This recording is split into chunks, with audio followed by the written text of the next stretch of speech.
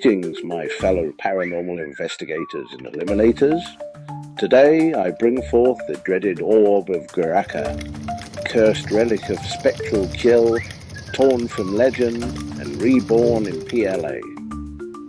Unfortunately, during our attempt to tame this spectral sphere, Elaine met with a rather frosty reception.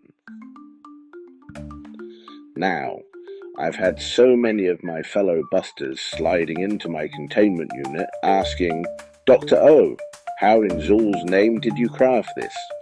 Well now, allow me to peel back the slime curtain.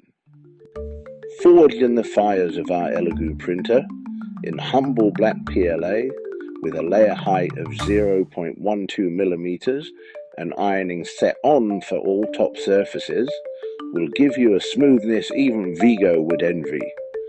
Also, with a 15% infill, making it light enough to rattle, but strong enough to survive a Class 5 full torso apparition.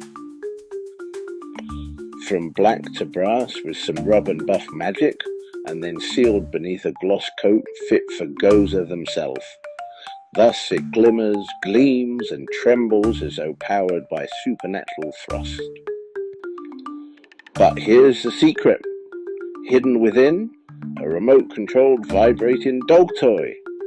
The entire sphere is glued inside and ha! The orb's halves screw together using the toy's very own threads, meaning you can open it back up whenever it hungers for more battery power via USB-C.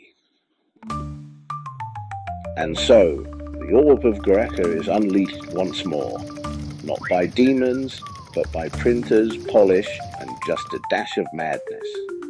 Remember, Forgers, anything we summon in this forge can be summoned by you.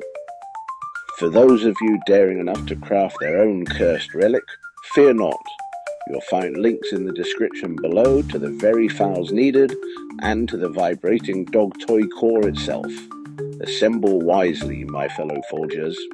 And please don't forget, if this little expedition into the icy unknown entertained you and helped you summon your own orb, do not anger the spirits. Simply like, subscribe, and share so the forge may live on.